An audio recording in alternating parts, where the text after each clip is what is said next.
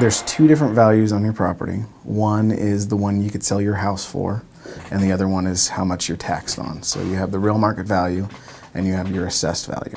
And so your real market value is determined by current sales in your neighborhood to determine the value as January 1st of every year.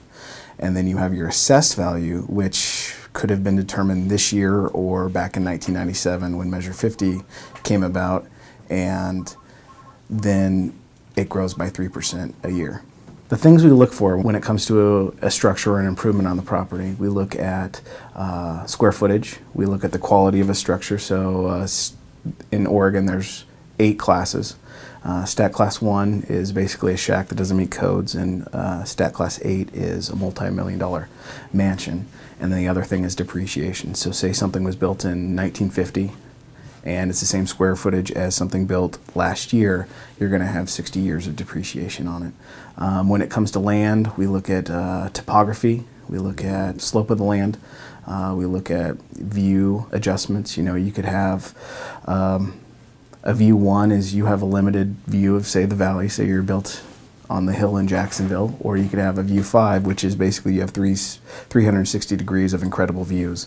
If somebody disagrees with the value we have on their appraisal, they need to know that those two values, you have your real market value and you have your maximum assessed value. You would have to determine or prove that the real market value was below that ceiling of maximum assessed value. So they can appeal. They have to file that with the county clerk's office by December 31st, and then they kind of go through the appeal process, which is rather informal.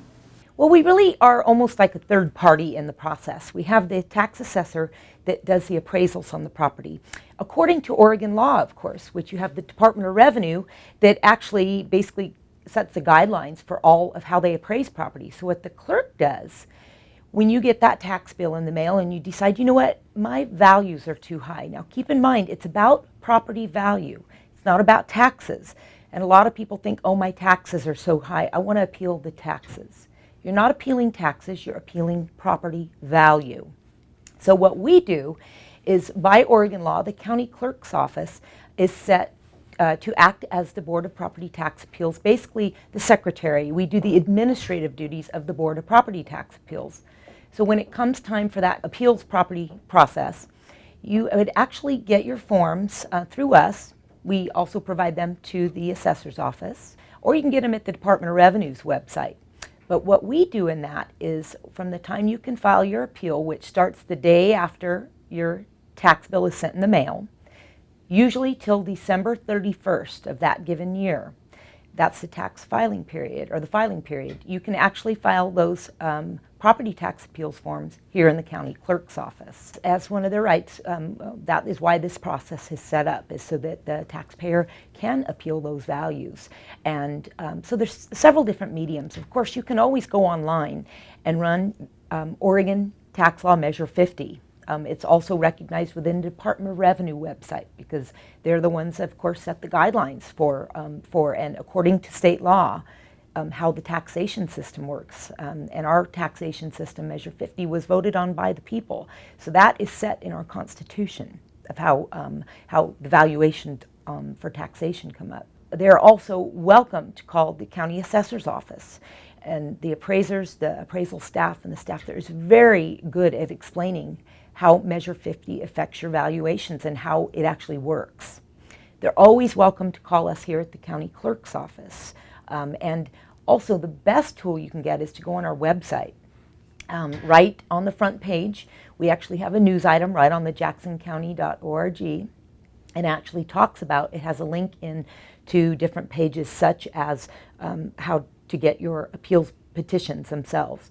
It talks about the effects of Measure 50. There's a document in there about the effects of Measure 50 on your property values.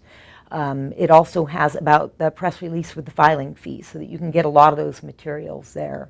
Our main goal is to get to the point where we are a reflection of the actual market, but when you're doing 120,000 accounts with only about 12 people, you know, you're kind of, there's going to be spots where we're on, there's going to be spots where we're low, and there's going to be spots where we're high. And so it's up, you know, even though we get a lot of foot traffic right now, it does help us realize where areas are out of whack, and whether we can change it and reduce taxes, that's a different story, but to be able to look at it, say, in the next year helps out. I just want to say to our citizens that I welcome them and we encourage them to participate in this process.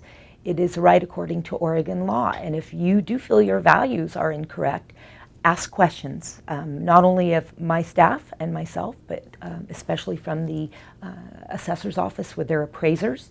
They can answer a lot of questions that are mysterious, and of course, unless you're an expert in tax law, you wouldn't understand that unless an explanation is given to you. So I really welcome you to participate in this process.